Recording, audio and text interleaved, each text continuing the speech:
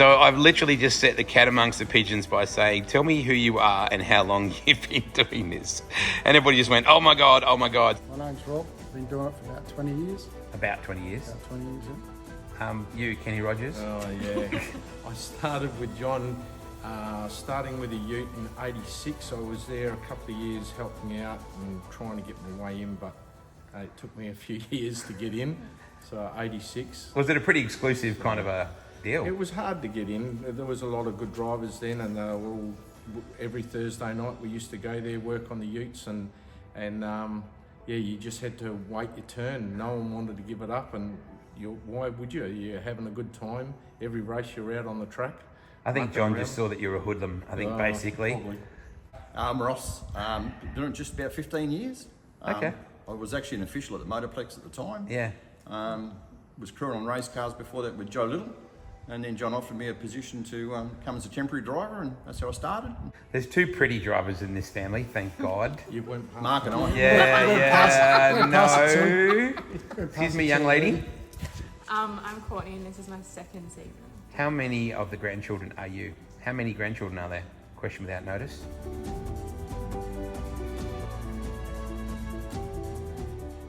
She's looking over to Madison to go, Madison's going 6. God. Yeah. Good work, Courtney, you're off to a good start. How many years for you driving? 2. Okay. Yeah. You've got the granddad plates. I do. They're very, very cool. My name's Steve. I've been doing it roughly about 12 years. I was asked to fill in for one night and never left. Good work. Hotel California.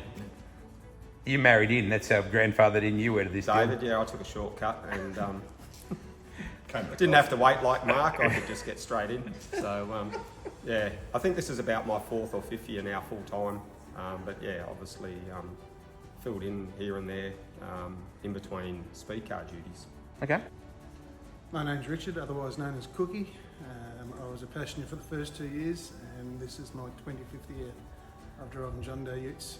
You were a passenger first. You had to go through the whole apprentice program. I did. My father was a driver, so I spent the first 2 seasons sitting with him.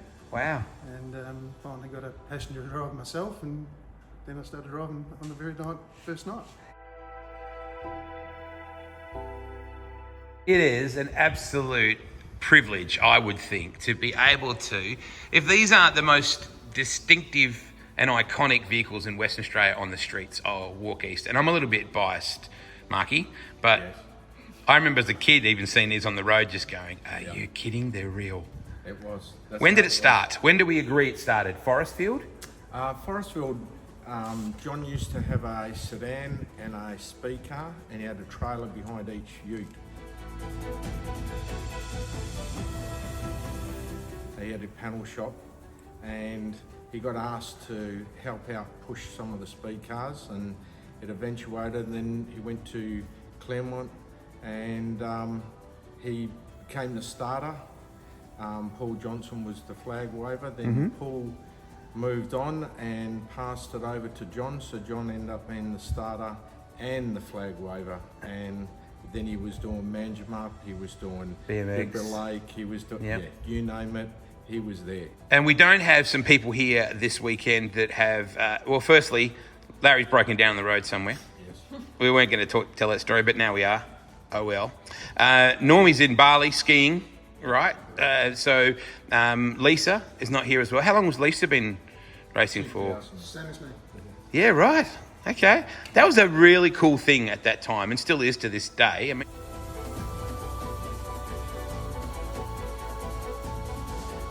she's got to be your idol, Cordy. You know, like first woman ever to, you know, because grandma's never driven these cars, right? No. God knows. Oh, no. Screams like a banshee. Won't even passenger in one. Screams like a banshee. Well, going with Mark, most people do that anyway, so... Ron Cricky does. But what an honour to... I mean, don't get me wrong, a lot of work. There's training, there's kind of a bit of military precision and all this as well, right? You can't just push your foot in the gas. There's a lot of people barking instructions. Yes, Dave is. Oh, wow. So is Dave kind of like the band coordinator, is he? Oh, yes, he is. Dave's Miss Daisy. He never gets off the Drives like radio. He's always on it. Yeah, is that right? Yes, he likes to sing Little June Buggy.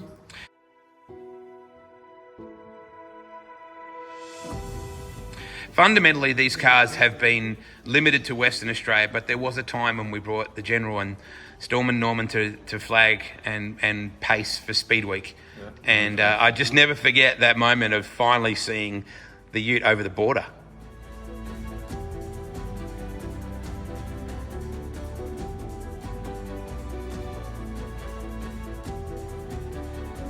Hey, every year I ever came back to Perth, General had his World Series Sprint Car shirt on. So I think it was something that wasn't missed on him either, the significance of that, Dave, because I think he appreciated that moment as well. Oh, absolutely. And I think on the eastern seaboard, we'll sometimes take it for granted, I think. Yeah. On the eastern seaboard, people don't realise, I think, what it's about, or I guess what we do, until they actually come here and see it and get in amongst it. And then you get so many comments and so many feedbacks about, wow, you know. But it's special. It's didn't start out in 1962 with a full-blown fleet of push utes. How many are there now? There's 12, including the pace ute.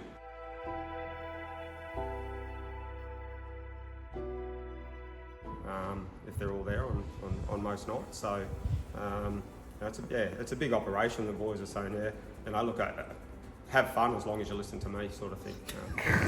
Work as a team. Yeah, just do it Dave's way. Now, there was a couple of scary moments. The ute rolled over on wet grass with General in the back of it. Yeah. He was accidentally hit by Alan McCarthy in his sprint car, and some fireworks burns. Yes. It's not been an easy life for the General. It was a risky caper back in the day, Mark, wasn't it? It was, but everyone had... people don't realise... The 80s and the 90s were the same as the sedans and the sprint cars. You couldn't just buy things from the States, you made things, you did things. So the workshop, every Thursday was I remember sometimes not going home, you'd sleep in the kitchen or on the lounge, and you'd stay there all night working on the utes, and everyone used to turn around and go, John, I need this. And he'd go down to Brightshine. Brightshine used to help him out all the time. That's a Wreckers. And we used to work on the cars, and it was the same with the speed cars and the sedans and sprint cars. Everyone was making things and doing things, and now you just get on the phone and order things. It's a lot different. But even today, you know, we all work on the utes. We all do it. It's not funded by anyone, bar ourselves and people that help us out. We have a few sponsors on board, which is we love it, because without them, we couldn't do it. Even the insurances on the utes, you know, like, it just costs so much. But yeah, we all pitch in, we all help each other, and it's good. Bellows Street Welshpool, if I remember rightly, in that little kitchen, there was always stacks of biscuits and lollies, and the kettle was always ready there to boil. When you walked in straight away, Mrs. General always had the kettle on. Cordy, you must have so many fond memories of that workshop. I mean, you weren't just a baby, I suppose, when it was around. Oh, I don't know how old I was when we finished up there, but I do remember it very, very well. It was a safe space. It was fun. That's a nice way of putting it. Tip Top was just down the road, if I remember rightly, as well. Always plenty of sandwiches available, and there's so many amazing photos of John. One of them in particular always gets me right in the feels when he's in the wheelchair, he's missing a leg, fireworks still going off with the flags. There was no way he was not going to do that, was there?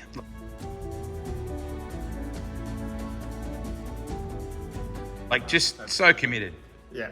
Oh, yeah. Beyond belief, really. Right to the end. Yeah, right to the very end. And loved it, and was just obsessed. Heart and soul. Yeah. You know, just massive amount of generosity and hospitality. Showmanship, all those things that he stood for. But he just lived and breathed it, and everything come from here. But gave everything, but never asked for anything in return. Yeah. That was the difference with the General. I remember sitting at practice one night after he'd had his leg off, and he was sitting in a ute, and I think one of Ludlow's cars came out with decandelos on the side. Yep. And he said to me, Roscoe, how much money do you think decandelos are tipped in the Speedway over the years? Mm-hmm. I said, how much money do you think you have? Yeah. He said, I never counted. Wouldn't have thought about it that way.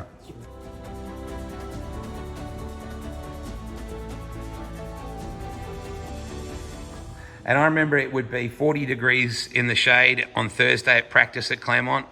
And at 2 minutes to 12 every time. General himself would roll through with a push car for us to do practice, and he'd wind down the window. No electric windows then. It was the old Armstrong window, and he'd drag out an icy cold can of Coke and a chicken and mayo sandwich. He always thought about other people. Now, Mrs. General had a few stacks as well. All right, are we going to talk about that? Grandma's fallen over a couple of times in the pits, hasn't she? Oh, Oh, is that God. later? That's later at night after the esky.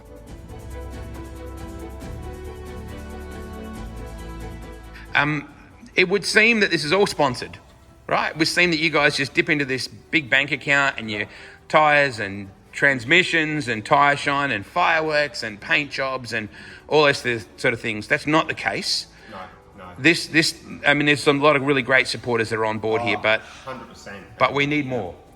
We would definitely love to have more.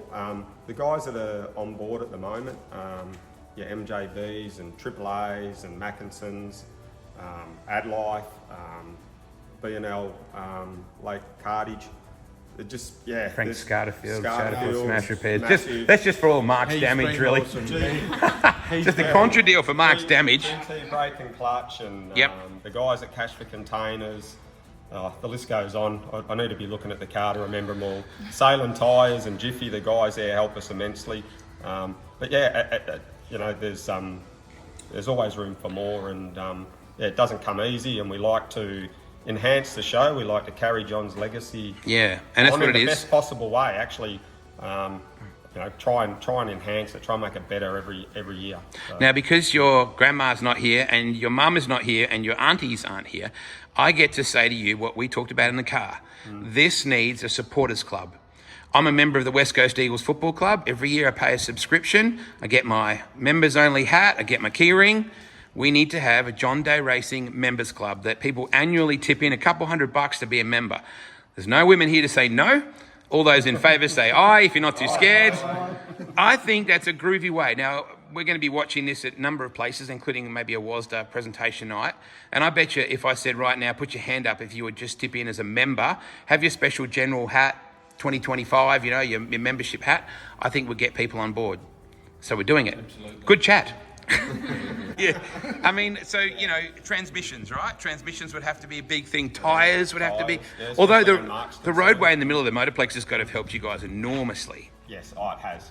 Yeah. Look, it was a bit of a sand pit, and the guys did the best they could down there. But what's theirs now is just unreal. Yeah.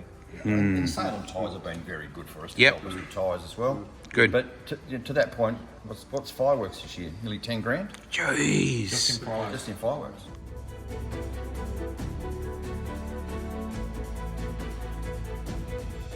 Pretty close. And we Wowzers. were lucky we had some sponsors for Speedway and some special events that helped us with fireworks. Yeah. Fuel's our biggest Fuel expense. probably. Yep. I don't know, but I've done an average of maybe about 15 to 18 grand a year.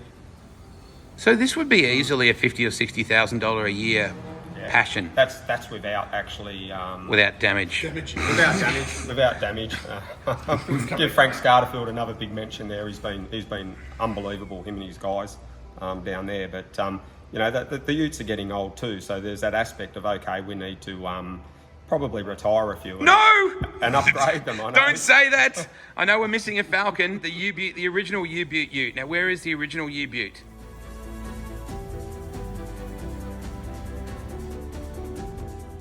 Lisa Shed. Thank God. Okay, so it's in a museum. It's in Lisa's shed. Yeah. Good. With the rest of them as well now. Yeah. 4 in the village. Is there really? So you can have your own museum. Pretty much. All right, so just in a line, why do you do this? Love the passion. It's just like another family. It's really, it's no words to say. It's really, Apart from being in a witness protection program, why do you do this? Yeah, it's just John. It's just family. I've grown up with everyone and been doing. You've grown up, have you? Oh, I'm trying Not yet. Oh, look, where else can you go, push race cars, chase them around a track like a lunatic, and then park and watch Speedway the way we do it? It's an absolute privilege. And then to have be a part of cheeky this wine with Mrs. General later. Oh, she's about 10 ahead of us. For me, it's just carrying on my granddad's legacy. Like, Yeah. there's nothing more than continuing it and showing the passion that he showed. So, and then you get the fun that comes with it. So. He would have just been so proud to see you in that car. I can't even imagine how he would have been. So what do you do this? It's like a second family. It's part of a legacy. That's got to be huge for years to come. Yeah. To be part of that, I'm honoured to be asked to drive a ute. It was part of the marriage license, wasn't it? It was. It's a big part of it, but probably for me, knowing how important it is to my wife, Yeah. you know, helping carry that on, knowing that, you know, she's like her mum, won't step into a ute.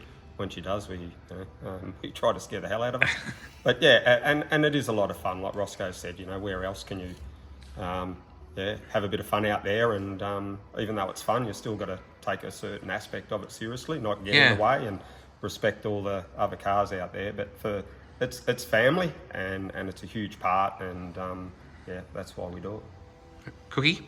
Same as everyone else, the honour, the privilege, the beautiful family that put it on, and where else in the world does a show like this happen? Come on, jump in. On the count of three, we're going to say nice and loud for the general.